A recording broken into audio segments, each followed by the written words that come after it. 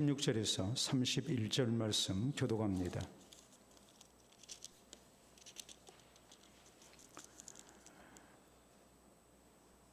그들과 우리 조상들이 교만하고 목을 굳게 하여 주의 명령을 듣지 아니하고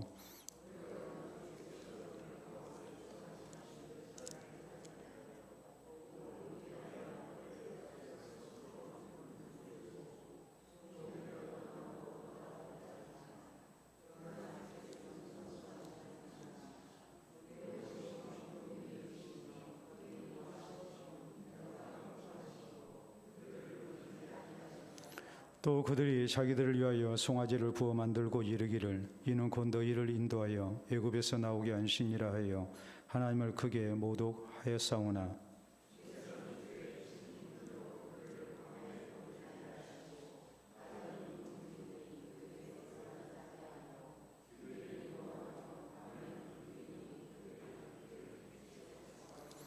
또 주의 선한 영을 주사 그들을 가르치시며 주의 만나가 그들의 입에서 끊어지지 않게 하시고 그들의 목마름을 인하여 그들에게 물을 주어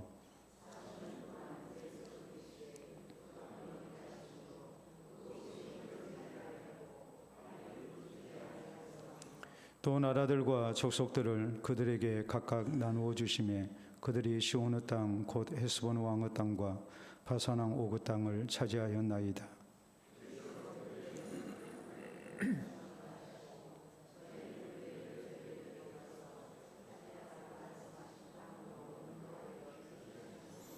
그 자손이 들어가서 땅을 차지하되 주께서 그 땅 가나안 주민들이 그들 앞에 복종하게 하실 때에 가나안 사람들과 그들의 왕들과 본토 여러 족속들을 그들의 손에 넘겨 임의로 행하게 하시매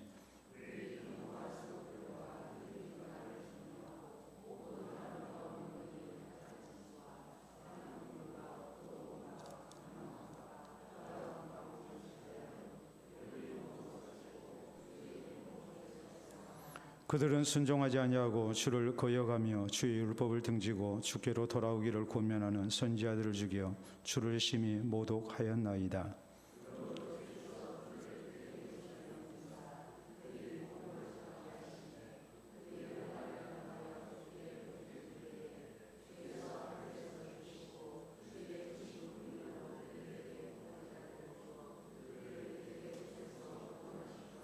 그들이 평강을 얻은 후에 다시 주 앞에서 악을 행함으로 주께서 그들을 원수들의 손에 버려두사 원수들에게 지배를 당하게 하시다가 그들이 돌이켜 주께 부르짖으매 주께서 하늘에서 들으시고 여러 번 주의 긍휼로 건져내시고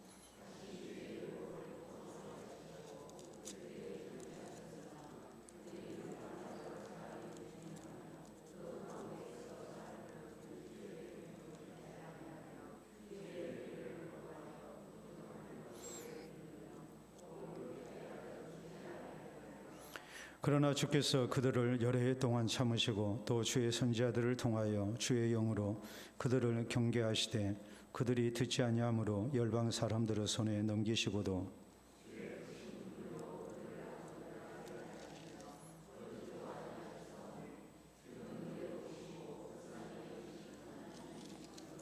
아멘. 기도 오늘 네메강의 19번째 시간입니다.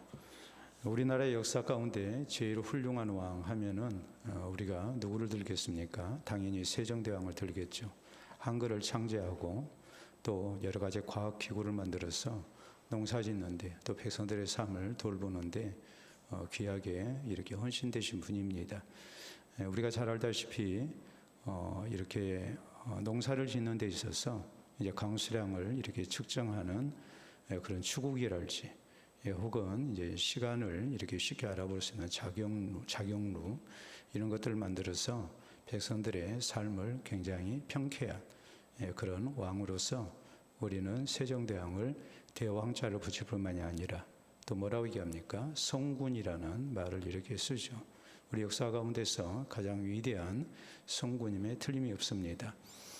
이렇게 볼 때에 중국 역사를 놓고 볼 때 가장 위대한 왕 이렇게 손꼽을 하면은 이제 당연히 첫 번째로 꼽는 왕이 있습니다. 바로 당 2대 왕이었던 이제 태종입니다. 태종 이세민인데 이세민이라는 사람 바른 정치를 이렇게 힘썼습니다. 밀란을 진압했고 또 평화시대를 열었고 또 경제를 굉장히 성장시켜서 그 당시가 어느 정도 태평성대였느냐, 사람들이 대문을 걸어 잠그지 아니했다. 그 정도로 이제 정치가 잘 이루어져서 그래서 사람들이 남은 것을 훔치지도 아니했고 훔칠 필요도 없는, 여행을 갈 때에 옛날에는 사람들이 자기 먹을 양식을 짊어지고 갔는데 먹을 것이 워낙 풍부했기 때문에 이렇게 쌀을 가지고 가지 아니한 그런 여행을 했다. 역사는 이렇게 전합니다. 이 태종의 이제 이 연호가 정관입니다. 고들 정자에 이제 볼 관자입니다. 다시 말하자면 이제 곱게 이렇게 세상을 보고 바르게 통치를 한다, 이런 뜻에서 연호를 태종은 이렇게 정관이라고 했습니다. 그래서 태종의 치세를 이제 뭐라고 얘기하느냐, 정관의 치라고 얘기를 합니다. 태종이 온 세상을 바로 보는 가운데 백성들의 삶을 바로 살폈고 바로 정치를 했기 때문에 이것이 모든 통치자의 이제 본이 될 정도로 이 정관의 치가 그렇게 유명합니다. 근데 이 태종이 이런 정관의 치를 이루고 그리고서 이제 강조했던 말이 있습니다. 통치자로서 이렇게 세상을, 나라를 잘 다스리려면, 또 사람이 개인적으로 자기 삶을 바로 살려면 모름지기 세 개의 거울이 필요하다, 이런 얘기를 했습니다. 첫 번째 거울은 우리가 보통 흔히 보는 거울이죠. 그 거울을 통해서 이제 내 모습을 살피고 의관을 바로 정제하고 자기 행실을 바로 해야 된다, 이렇게 강조를 했고, 두 번째 거울은 다른 사람을 통해서 나를 보는 겁니다. 그래서 다른 사람을 통해서 내가 과연 바르게 살고 있는가, 이것을 견주어 보는, 다른 사람이 나의 거울이 되어야 된다고 얘기를 했습니다. 특히 태종은 왕으로서 이제 신하들의 의견을 경청을 했습니다. 그래서 태종이 두 번째로 내세웠던 거울은 바로 유명한 신하인 위징이라는 신하입니다. 그래서 위징이 바로 나의 거울이다. 위징이 죽었을 때 태종은 슬피 울면서 내가 거울 하나를 잃어버렸다, 내 거울 하나가 깨졌다, 이렇게 이제 글을 남길 정도로 위징이라는 신하를 통해서 이제 세상을 보고 또 자기를 보고, 그래서 민심을 살핀 가운데 바른 통치를 하기를 힘썼던 것입니다. 또 태종이 세 번째로 강조했던 거울이 있습니다. 그 거울은 역사의 거울입니다. 역사를 통해서 과거 역사 속에서 어떤 일이 있었는가, 역사를 통해서 우리가 이 시대를 비춰보고 또 나의 행실을 비춰볼 때 내가 바른 군주가 될 수 있고, 또 참 후세에 귀감이 될 만한 그런 역사를 써내려가는 그런 군주가 될 수 있음을 이렇게 태종은 강조를 했습니다. 이런 역사를 통해서 우리가 배워야 된다, 이것이 이제 태종이 얘기했던 이 세 번째 거울입니다. 이 태종이 얘기했던 세 개의 거울, 이것이 한 국가를 이끄는 통치자에게만 필요한 것이 아니고 또 역사학자들만 필요한 것이 아니고 우리 모두에게도 오늘을 사는 데 있어서 시대를 초월해서 우리에게 꼭 필요한 거울이라는 것은 우리가 더 이상 강조할 필요가 없는 내용이겠죠. 자, 우리는 지난 시간에 이스라엘 백성들이 이렇게 하나님께서 베푸신 은혜를 생각하면서 우리가 하나님을 송축하는 것이 마땅하다고 이렇게 이제 고백한 내용에 대해서 말씀을 살폈습니다. 저희가 초막절을 지키고 난 다음에 초막절이 7월 15일부터 22일까지인데 하루 쉬고 24일부터 이렇게 29날 저희가 모여서 하나님의 말씀을 통해서 자기들의 이 죄 지은 것을 깨닫고 하나님 앞에 회개 운동이 벌어졌죠. 이런 회개 운동 가운데 저희가 하나님 앞에 고백했던 것은 하나님이 얼마나 위대하시고 좋으신 하나님인가, 이것을 생각하면서 우리가 이 하나님을 잘못 섬긴 것을 회개를 하고 있는 거예요. 그래서 저희는 하나님은 온 세상을 창조하시고 다스리신 하나님, 크고 위대하신 하나님이기 때문에 우리가 송축해야 된다. 또 하나님은 의로우신 하나님으로서 이렇게 우리 민족에게 약속하신 구원의 역사를 나타내셨다. 이런 하나님의 구원을 덧입었기 때문에 우리가 하나님을 송축해야 된다. 또 그간 우리가 애굽에서 이렇게 고생하다가 하나님의 은총으로 구원을 받았고 또 이 가나안 땅에 들어와서 정착하기까지 우리가 하나님 앞에 참 잘못한 일도 많고 또 어려운 일도 참 많이 겪었는데 그때마다 고비 때마다 하나님이 우리를 도와주셔서 우리가 이렇게 구원의 백성으로 오늘을 살고 있으니 이것이 얼마나 하나님의 은혜에 감사할 일인가. 그러면서 이런 은혜 때문에 우리가 하나님을 송축해야 된다는 그런 내용의 말씀이 우리가 지난 시간에 살폈던 말씀입니다. 오늘 성경 말씀은 이제 지난 과거 역사를 통해서 자기 민족들이 얼마나 하나님 앞에 패역하게 행했고 얼마나 많이 잘못했는가, 이 잘못된 역사 속에서 하나님께서 베푸신 은혜를 저희가 다시 사모하면서 하나님 앞에 바르게 설 것을 이렇게 다짐하는 그런 내용입니다. 이것이 이제 오늘 우리가 살핀 31절까지 말씀이고 또 이어진 32절 이하도 이런 말씀이 이제 계속됩니다. 자, 오늘 31절까지 이스라엘 백성들이 과거 역사를 통해서 오늘의 자신들을 비춰보는 거예요. 그리고 자신들의 죄악을 깨닫고 이제는 하나님을 바로 섬길 것을 이렇게 다짐을 하고 있는 거예요. 역사를 통해서 우리가 이 시대를 읽고 또 우리 자신을 보고서 더 나은 역사를 만들어가야 하는 것처럼 이스라엘 백성들이 이 과정을 거쳐서 하나님 앞에 이렇게 신앙 부흥운동이 일어나고 새 출발을 하고 있는 것처럼 오늘 우리에게도 역시 이스라엘 백성과 같은 우리의 모습이 있지 아니한가. 그 역사 속에서 이렇게 잘못했던 이런 모습들이 오늘 내 모습은 아닌가. 이걸 우리가 다시 한번 살필 수 있는 지혜가 있어야 됩니다. 역사 공부라는 것이 단순히 역사학도만 필요하고 역사를 연구하는 사람에만 필요한 것이 아니고 우리가 신앙적으로 우리가 볼 때에 성경 역사를 통해서 오늘 이 시대에 하나님께서 우리에게 무엇을 깨닫기를 원하시는가, 이걸 생각하고 우리의 신앙이 좀 더 이 역사의 거울 앞에 나 자신을 비추면서 내 신앙을 조명하면서 우리가 하나님께서 바라시는 그런 모습으로 성숙되고 새 출발하는 은혜가 있어야 된다는 사실입니다.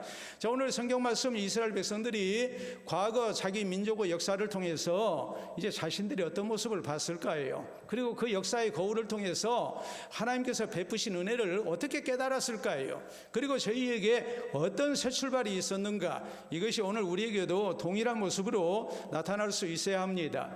우리는 첫째로 오늘 이스라엘 백성들이 자기 민족의 역사의 거울을 통해서 봤던 모습은 뭐였냐면은 자기들이 자꾸로 넘어졌다는 사실이에요.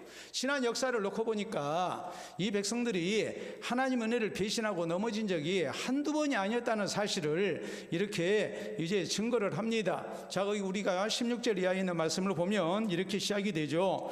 그들과 우리 조상들이 교만하고 목을 굳게 하여 주의 명령을 듣지 아니하고 거역하며 주께서 그들 가운데서 행하신 기사를 기억하지 아니하고 목을 굳게 하며 패역하여 스스로한 우두머리를 세우고 종되던 땅으로 돌아가고자 하였나이다 그랬어요.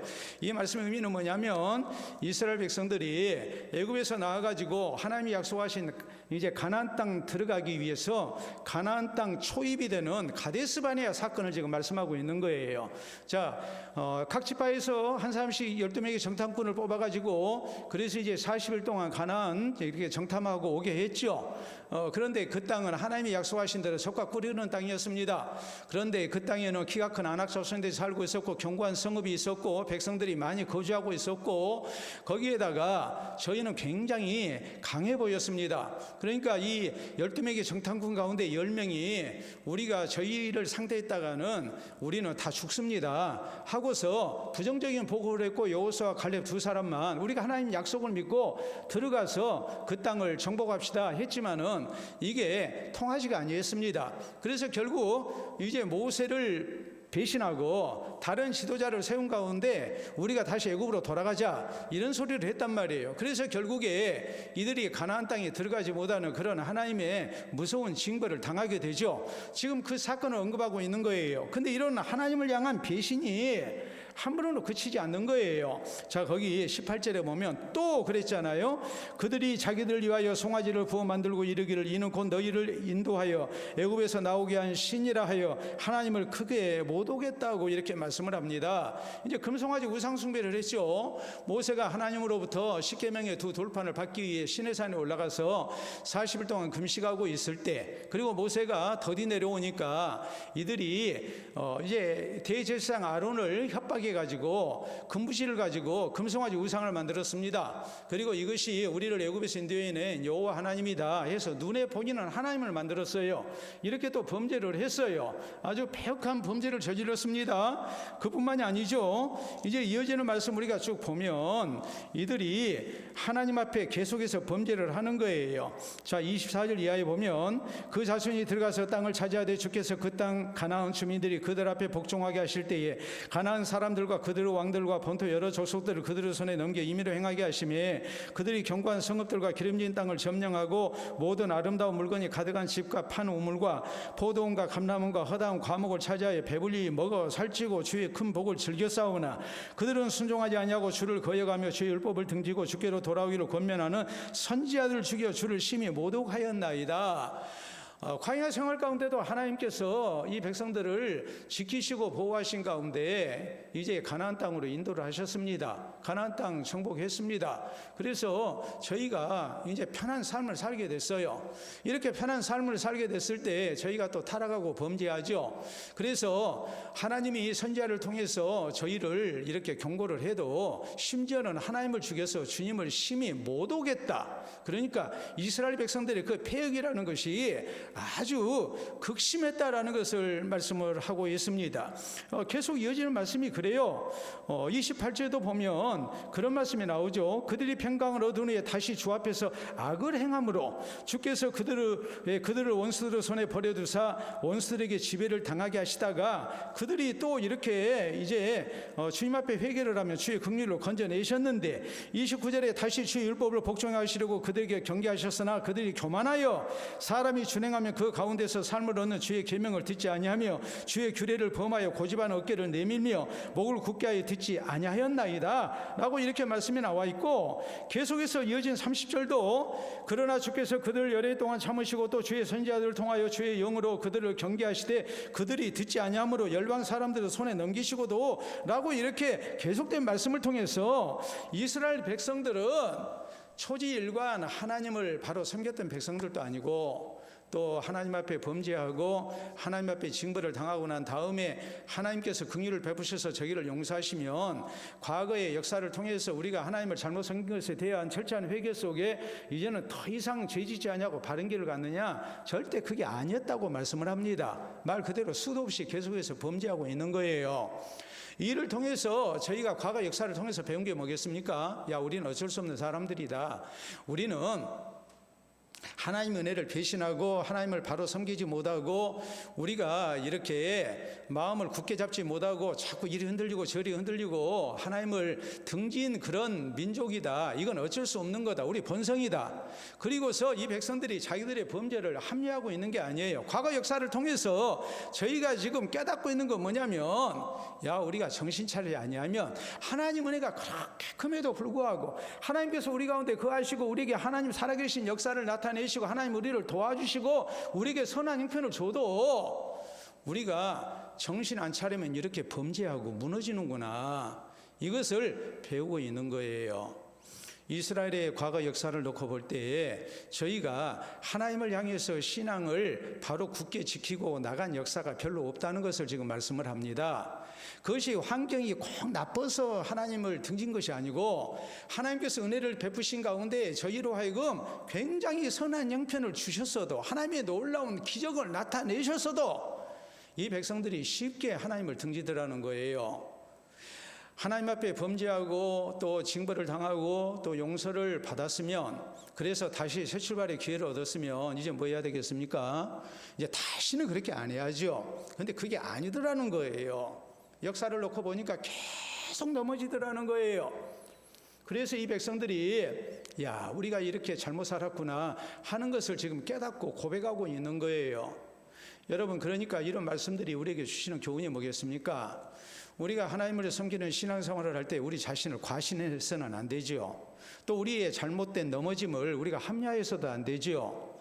우리 인간이라는 것이 얼마나 연약한 존재인가를 알고 우리가 넘어지지 않도록 조심해야 된다는 것을 말씀합니다. 우리가 근신해야 된다는 것을 강조하고 있는 거예요. 여러분, 노아라는 사람이 당대 의인이었습니다. 온 세상이 죄악으로 가득할 때에 노아만 하나님 앞에 의인이었습니다. 당대 의인이고 하나님 앞에 그는 바르게 사는 사람이었어요. 그래서 노아와 그의 가족이 구원을 얻어요. 홍수 심판 속에서 구원을 얻었어요. 이런 엄청난 사건을 겪었다면 노아가 절대 실수 안 할 것 같고 또 노아의 후손들이 하나님을 잘 섬길 것 같습니다. 근데 성경은 뭐라고 말씀하십니까? 노아가 홍수 심판 후에 있었던 노아의 사적, 노아의 일대기를 어떤 사건을 통해서 마무리를 짓고 있냐면, 노아가 포도주에 취해가지고 술 취해서 그래서 발가벗었고 그로 인해서 자기 자식을 저주하는 일이 있고 말았다. 이것을 밝히고 있거든요. 그 말씀의 의미가 뭐겠어요? 우리의 율법으로는 절대 우리가 구원 얻지 못한다는 것을 얘기하는 거예요. 우리는 예수 그리스도의 은혜가 아니면 절대 구원받지 못할 어쩔 수 없는 죄인이라는 사실을 밝히고 있어요. 한편으로 이 말씀은 뭘 우리에게 가르치느냐? 우리가 근신하지 아니하면, 정신 차리지 아니하면 언제든지 넘어질 수 있다는 것을 우리에게 말씀을 하고 있는 겁니다. 그러니까 이것이 얼마나 두려운 일인가라는 것을 우리가 생각을 해야죠. 다윗 같은 사람도 밧세바의 사건 혹은 인구조사의 사건, 이런 일을 통해서 다윗도 넘어졌습니다. 또 베드로 같은 사람도 넘어지죠. 예수님이 3년 동안을 이렇게 주의 말씀으로 또 주님의 놀라운 표적을 통해서 가까이서 지켜보고 하게 하셨지만, 또 정신 차리라고 시험에 들지 않게 깨어 기도하라고 했지만 넘어지잖아요. 예수님 3번이나 부인하잖아요. 이런 일들이 우리에게 강조하는 것은 다른 거 아니에요. 우리의 신앙생활에 있어서 절대 우리가 자신해서는 안 된다. 우리가 늘 근신하고 신앙생활을 해야 된다. 이걸 말씀을 하는 거예요. 자, 여러분 사진 하나 보도록 하겠습니다. 여러분 사진을 보시게 되면 저게 누굽니까? 기린입니다. 근데 이런 기린도 있네요. 다음 사진 보면 기린이 저렇게 나무에 매달려가지고, 저게 진짜 그랬을까라는 생각이 들어요. 아니면 그냥 뭐 CG로 저렇게 만들었는지는 모르겠습니다만, 아무튼 기린. 자, 아프리카 초원에서 살고 있는 기린을 놓고 보면 이제 제일 덩치가 큰 짐승이 누군가요? 코끼리죠. 코끼리 다음에 이제 기린이라고 얘기를 해도 될 정도로, 그 외에 뭐 하마랄지 코뿔소랄지 뭐 이런 또 이제 버팔로랄지 이런 것들이 이제 대개 이제 1톤 이상 나가는, 1톤에서 1.5톤 이렇게 나가는 그런 이제 거대한 이 몸집을 자랑하는 그런 이제 초식 동물들입니다. 근데 기린이 코끼리 다음인데, 코끼리는 한 4톤 되거든요. 기린은 몇 톤이냐? 2톤인데요. 키가 6m까지 자라요. 그러니까 사자도 함부로 기린을 공격하지 않습니다. 아주 먹을 것도 없고, 기린이 뭔가 좀 만만해 보이고 자기들 수가 많을 때, 그러니까 사자 10마리도 기린 한 마리를 쉽게 공격을 못해요. 왜냐하면 사자보다 몸무게가 10배가 나가거든요, 기린이. 사자가 암컷이 주로 사냥하는 사자가 암컷인데, 암컷의 몸무게가 한 180kg 정도 됩니다. 아주 크면 220kg, 200kg 전후거든요. 기린의 10분의 1밖에 안 돼요. 그러니까 사자도 기린을 함부로 공격을 못합니다. 근데요, 기린이 항상 사자를 경계를 해요. 그래서 기린은 얼마 동안 잠을 자느냐? 하루 중 20분만 잠을 잡니다. 사자는 하루 중 몇 시간을 잠을 자느냐? 사자는 24시간 가운데 19시간을 잡니다. 사자는 누가 잡아먹을 포식자가 없어요. 그러니까 아주 늘어지게 그늘진 데서 잠을 자요. 근데 기린은 이런 어마어마한 체격을 가지고 있음에도 불구하고 또 키가 크니까 6m까지 자라니까 얼마나 멀리 볼 수 있습니까? 포식자가 나에게 가까이 다가오는 것을 바로 이렇게 알 수 있죠. 그리고 도망갈 수 있잖아요. 한 걸음 뛰면 얼마나 멀리 가겠습니까? 그럼에도 불구하고 기린은 하루에 잠자는 시간이 20분밖에 되지 않습니다. 그만큼 정신 차리고 살아요. 그러지 않으면 내 생명이 언제 내가 사냥당할지 모르기 때문에 그렇게 정신 차리는 거예요. 여러분, 성경은 우리에게 베드로전서 5장 8절에 이렇게 말씀합니다. 근신하라, 깨어라. 너희 대적 마귀가 우는 사자같이 두루다니며 삼킬 자를 찾고 있다라고 말씀을 해요. 여러분, 사자가 기린만 노리는 게 아니라 사탄이 마귀가 우는 사자같이 두루다니며 삼킬 자를 찾고 있다 그랬어요. 이스라엘의 과거 역사를 통해서 우리 민족이 자꾸 이렇게 넘어졌다. 우리가 자꾸 범죄하고 또 범죄했다. 이제 이런 일이 우리에게 있어서는 안 되겠다라고 역사를 통해서 배우고 있는 것처럼 이것이 꼭 성경 역사뿐만이 아니고 우리 자신의 역사를 놓고 봐도 그러잖아요. 우리가 해마다 연말이 되면 하나님 말씀대로 살기를 원했지만 또 이렇게 죄인의 모습으로 하나님 앞에 섰습니다. 하나님 송구영신 잘하게 해달라고 또 우리가 예배도 드리고 기도도 하고 하지 않습니까? 사람이라는 것이 자꾸 실수를 반복하는 존재라 한다 할지라도 우리가 이런 것을 될수록 줄여야 되잖아요. 과거 역사를 통해서 이런 일이 다시 우리에게 반복되지 않도록 우리가 조심하고 또 조심하는 근신하는 그런 신앙생활할 것을 우리가 다시 한번 우리가 배워야 됩니다. 두 번째 우리가 생각해야 될 것은 이스라엘은 계속 범죄하고 범죄했어요. 근데 두 번째로 강조되는 것은 뭐냐면 그럼에도 불구하고 하나님은 저희를 계속 긍휼히 여기시고 용서하셨다는 사실이에요. 자, 오늘도 말씀 우리가 다시 확인해 봅니다. 자, 17절 거여가며 주께서 그들 가운데 행하신 기사를 기억하지 아니하고 목을 굳게 하며 패역하여 수술한 우두머리를 세우고 종되었던 땅으로 돌아가고자 하였나이다. 그러나 주께서는 용서하시는 하나님이시라 은혜로우시며 긍휼히 여기시며 더디 노하시며 인자가 풍부하심으로 그들을 버리지 아니하셨나이다 그랬어요. 자, 근데 또 금송아지 우상 숭배했죠. 근데 19절 주께서는 주의 크신 긍휼로 그들을 광야에 버리지 아니하시고 낮에는 구름 기둥이 그들에게서 떠나지 아니하고 길을 인도하며 밤에는 불 기둥이 그들이 갈 길을 비추게 하였사오며 하면서 이제 계속 저희를 광야 생활 가운데서 이렇게 지켜주셨습니다. 그런데 이 백성들이 또 하나님 앞에 이렇게 범죄하죠.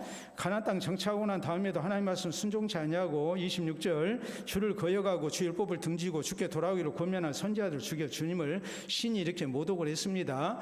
27절에 그러므로 주께서 그들을 대적의 손에 넘기사 그들이 공고를 당하게 하시며 그들이 화를 당하여 주께 부르짖을 때에 주께서 하늘에서 들으시고 주의 크신 긍휼로 그들에게 구원자를 주어 그들을 대적의 손에서 구원하셨다고 말씀하고 28절에 그들이 평강을 얻은 후에 다시 주 앞에서 악을 행함으로 주께서 그들을 원수들의 손에 버려두사 원수들에게 지배를 당하게 하시다가 그들이 돌이켜 주께 부르짖음에 주께서 하늘에서 들으시고 여러 번 주의 긍휼로 건져내시고 라고 또 이렇게 말씀하죠. 근데 또 범죄예요. 그러니까 30절에 그러나 주께서 그들을 여러 해 동안 참으시고 또 주의 선지자를 통하여 주의 영으로 그들을 경계하시되 그들이 듣지 아니하므로 열방 사람들을 손에 넘기시고도 주의 크신 긍휼로 그들을 아주 멸하지 아니하시며 버리지도 아니하셨사오니 주는 은혜로우시고 불쌍히 여기시는 하나님입니다 라고 그러잖아요. 지난 역사를 놓고 보니까 우리 민족은 계속 하나님 앞에 범죄하는 거예요.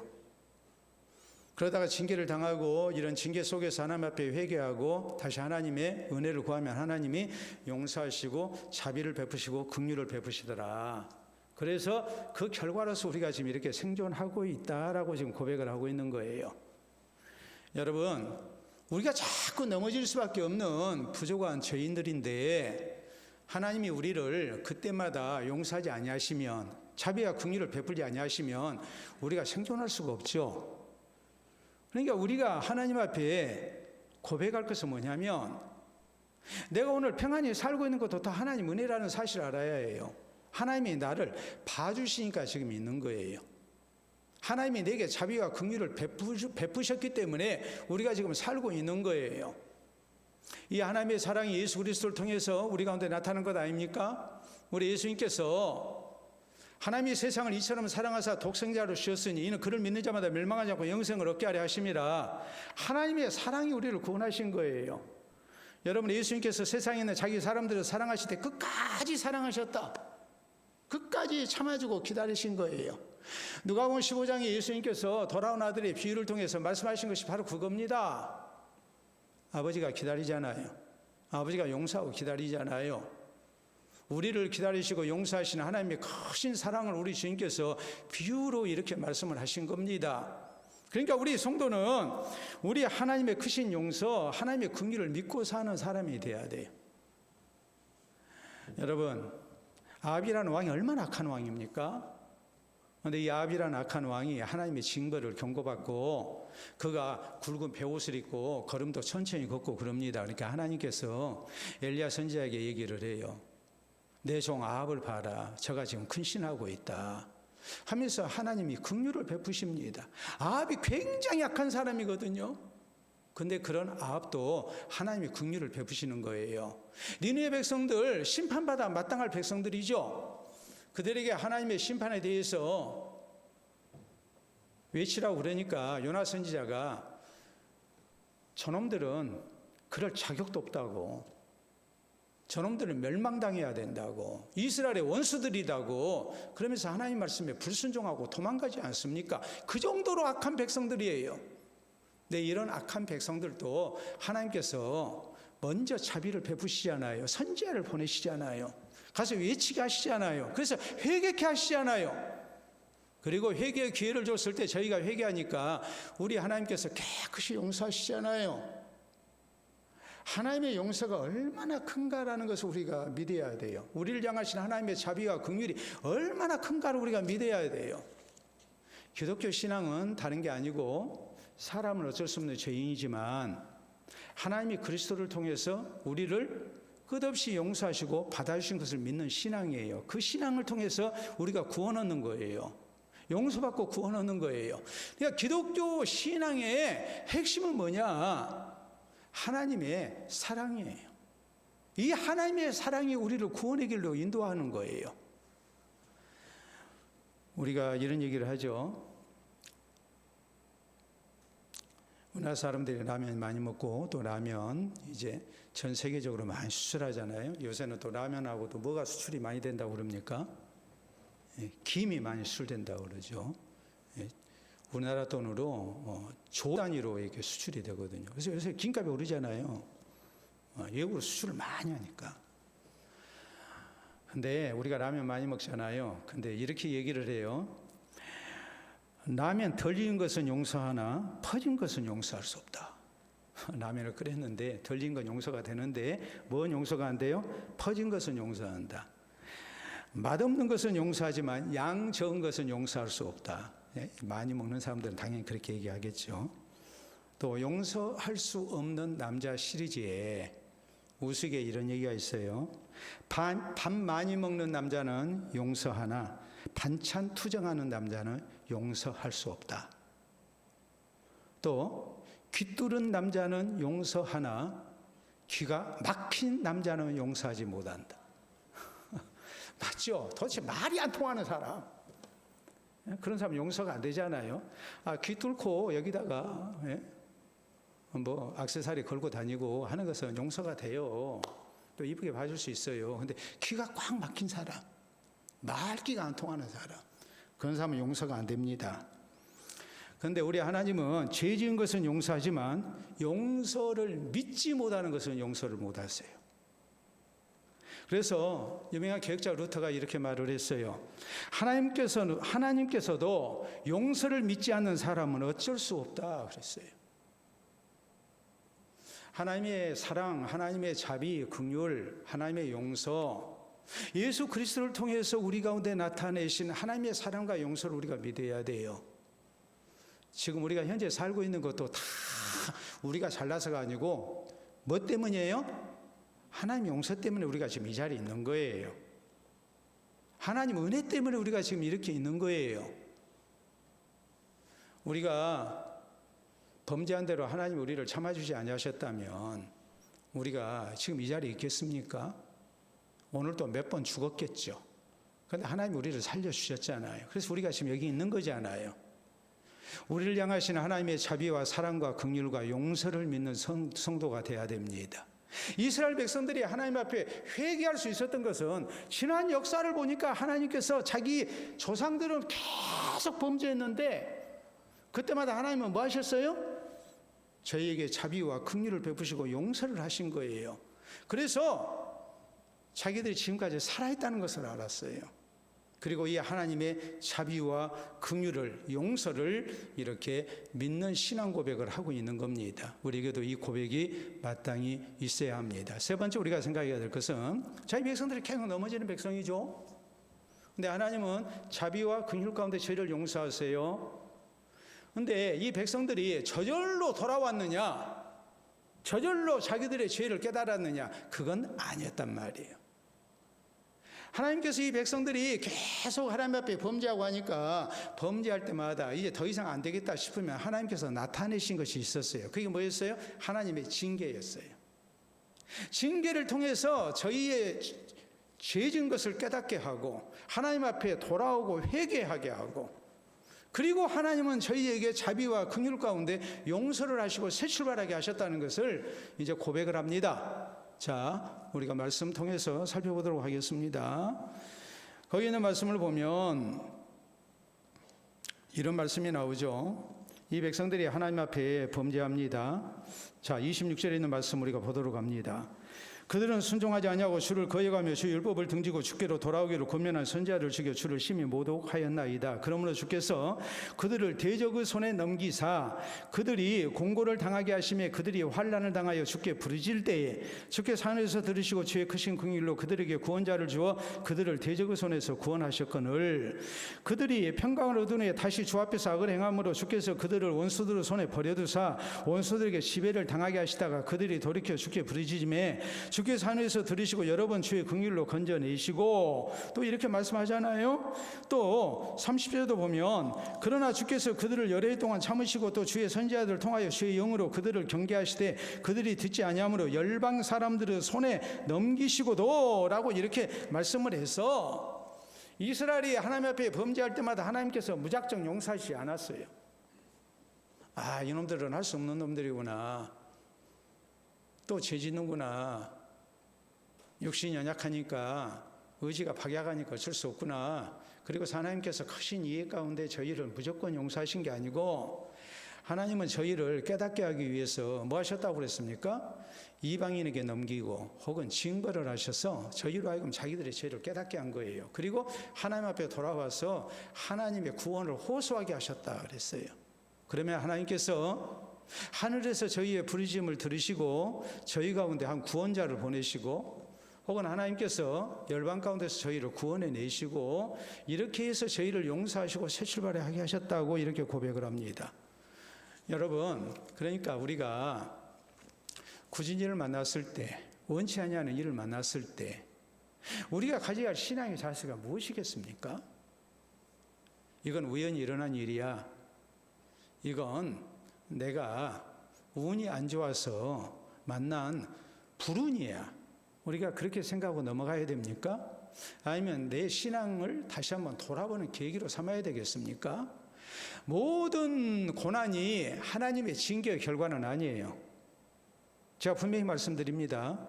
어떤 고난은 하나님께서 우리에게 연약한 가운데 하나님을 바라보게 하시기 위해서 고난도 주시고 우리를 연단시키기 위해서 주시고 세상 부귀영화가 얼마나 헛된 것인가라는 것을 깨닫게 하기 위해서 우리에게 고난도 주시는 것이고, 또 더 좋은 복을 주시기 위해서 우리에게 고난을 주시기도 합니다.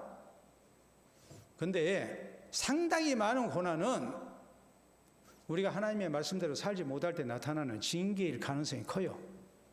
그러니까 누가 고난을 당했을 때 회개하라고 하지 말고 그건 본인이 성령의 깨달음 속에 알아요. 왜요? 바로 된 성도라면 고난을 만났을 때 내 신앙생활을 한 번쯤 점검하거든요. 내가 건강을 잃었어요. 그러면 우리 뭐합니까? 당연히 어디가 좀 이상하다 생각하고 의사를 찾기 마련이고 나름대로 자기 자신의 건강을 체크하잖아요. 구원받은 성도라면 마땅히 어려운 환경과 일을 만나게 되면 영적으로 자기 자신을 살피는 그런 신앙의 노력을 하게 돼 있죠. 그런 반응이 나타나게 돼 있죠. 그러니까 옆에 사람들은 말하지 말고 대신 누가 알아요? 자기가 아니까 그냥 우리는 위로하고 격려만 해야 돼요. 그리고 하나님의 은혜에 대해서 소망을 갖도록 하는 것이 우리에게 필요한 것이지 욥의 친구들처럼 함부로 정죄해서는 안 돼요. 그러나 당사자인 나는 어떻게 해야 되는가? 우리가 전도서 7장 14절에 있는 말씀을 보면 형통한 날에는 기뻐하고 공고한 날에는 되돌아보아라 그랬어요. 되돌아보라는 말은 나 자신을 되돌아보라는 말이에요. 내가 살아온 것을 되돌아보라는 말이에요. 신앙적인 나 자신을 진단하는 노력이 있어야 된다는 말입니다. 나를 살피는 자세가 필요하다는 말이에요. 근데 고난을 통해서도 내 죄를 깨닫지를 못하고 신앙적으로 내가 바르게 되지 아니한다면 거기서 우리가 벗어나기가 참 힘들겠죠. 여러분, 그렇기 때문에 우리가 성경을 보면 여호람이라는 왕이 나옵니다. 여호람이라는 왕이 자기 아버지 여호사밧이 굉장히 하나님을 잘 섬기는 왕이었어요. 그리고 나라가 굉장히 부강했어요.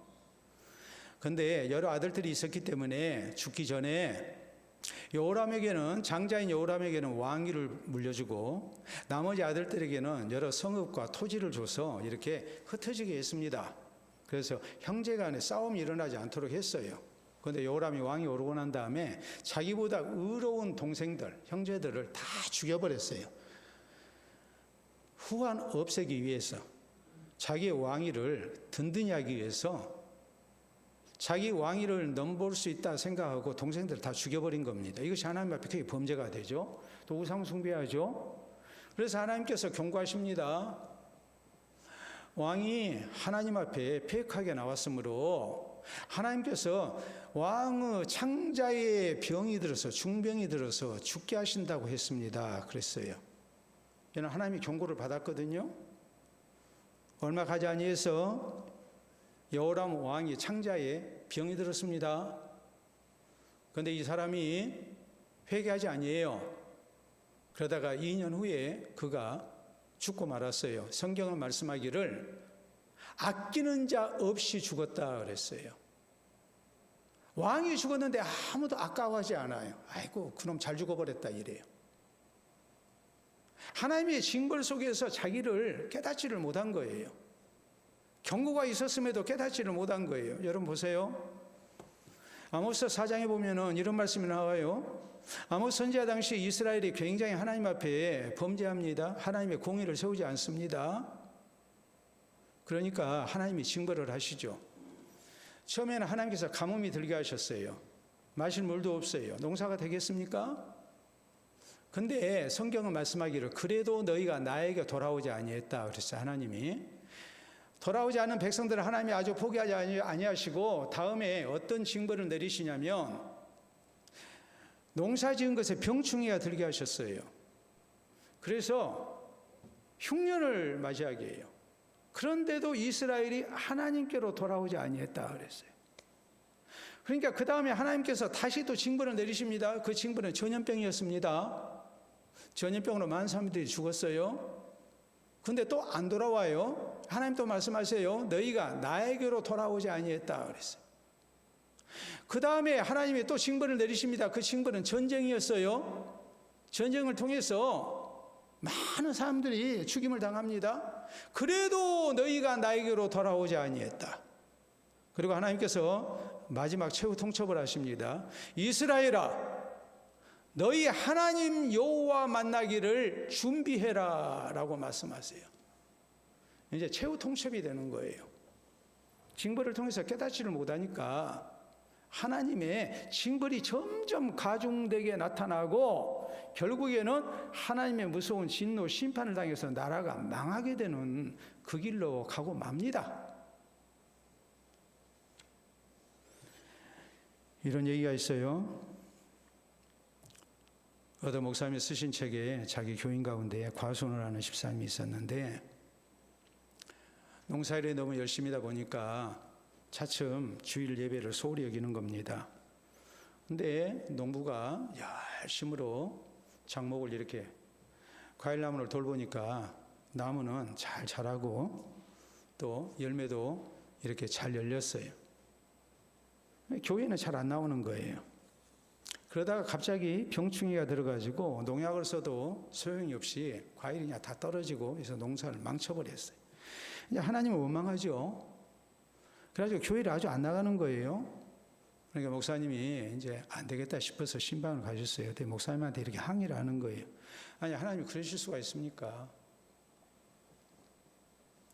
그런 하나님 믿을 필요 없는 것 아닙니까? 내가 얼마나 고생했는데 내 소중한 나무를 이렇게 만드실 수가 있습니까?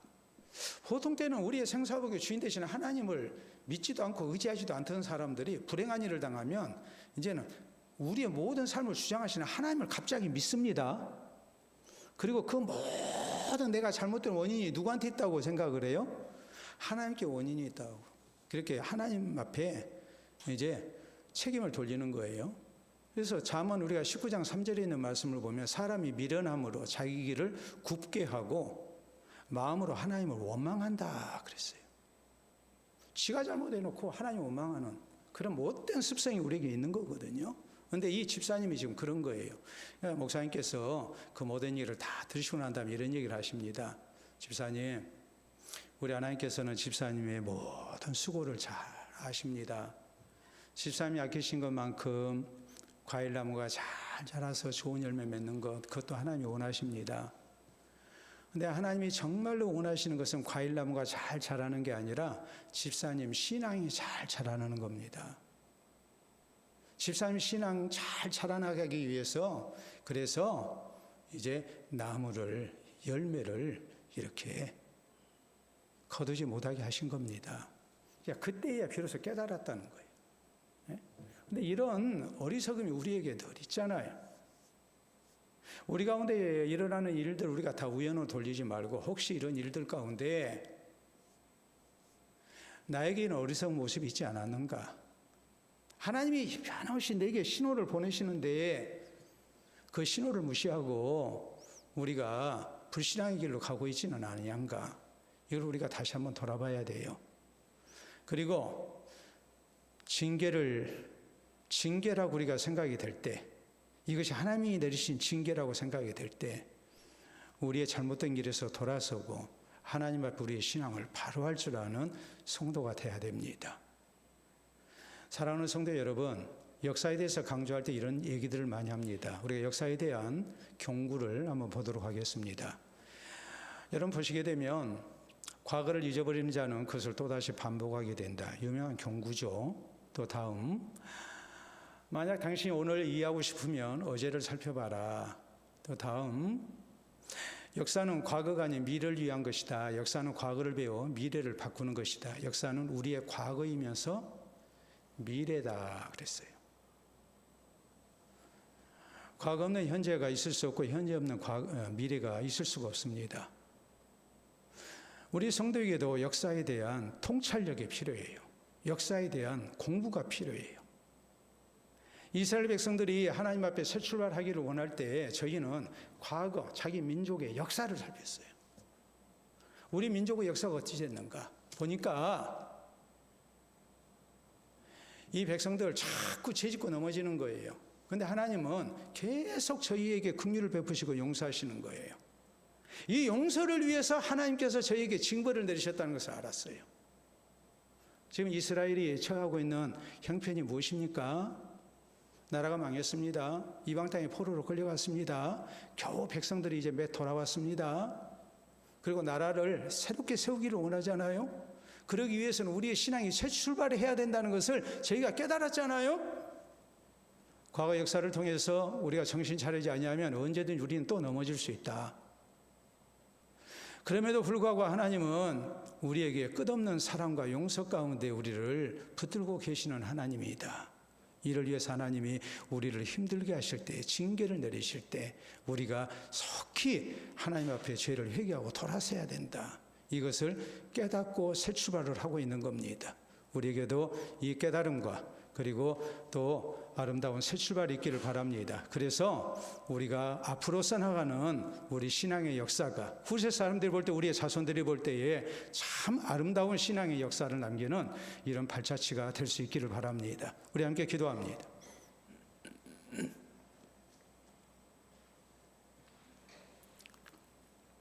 나의 지난 날을 돌아보고 부끄러운 우리의 역사가 있지 않도록 다시 한번 근신하며 살 것을 다짐합시다. 또 하나님의 크신 긍휼과 용서를 믿고 징계를 통해서 더욱 신앙이 성숙되는 아름다운 주의 백성 될 것을 우리가 다짐할 수 있기를 바랍니다.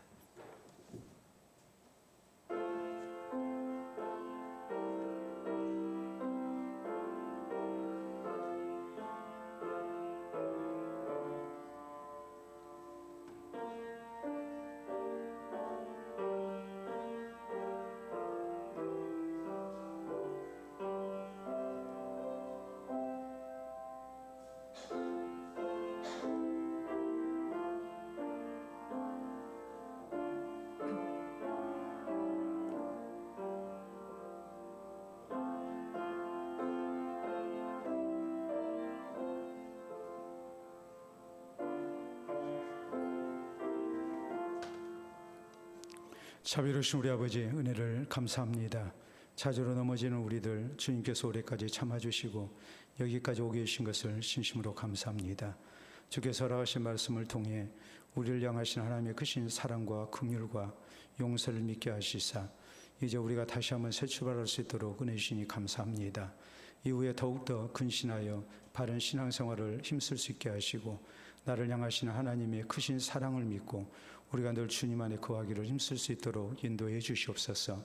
특별히 고난을 통하여 우리 자신의 신앙생활을 다시 한번 돌아보며 더욱더 하나님 앞에 정결하고 성숙된 모습으로 나가기를 원합니다. 그래서 우리의 걷는 발걸음이 우리가 써나가는 신앙의 역사가 하나님과 사람 앞에 부끄럽지 아니하게 하시고 또 우리의 자손들에게 또 나중된 성도들에게 귀하게 본이 될 수 있게 하시고 우리가 지나온 날을 되돌아볼 때마다 하나님 은혜에 감사하며 신앙으로 바로 살아왔음이 우리에게 크게 감사하는 일이 될 수 있도록 인도하여 주시옵소서. 예수님 이름으로 기도하옵나이다. 아멘.